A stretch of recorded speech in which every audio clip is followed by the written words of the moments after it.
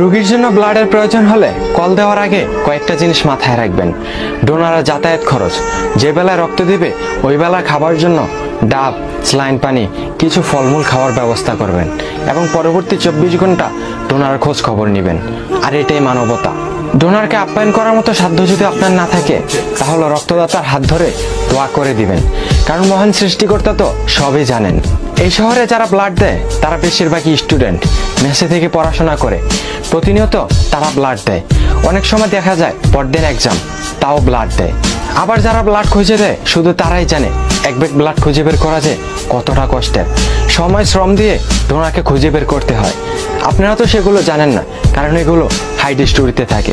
কিন্তু বেশিরভাগ ডোনারই হয় রোগীর রিলেটিভদের। মাঝে মাঝে তাদের ব্যবহার বিবেকহীনতার পরিচয় দেয়, কোনো খোঁজ খবরই নিতে চায় না। একজনকে বলে দেয়, তারপর মনে হয় সব দায়ভার ওই বেচারার। নিজের সম্মান রক্ষার জন্য হলো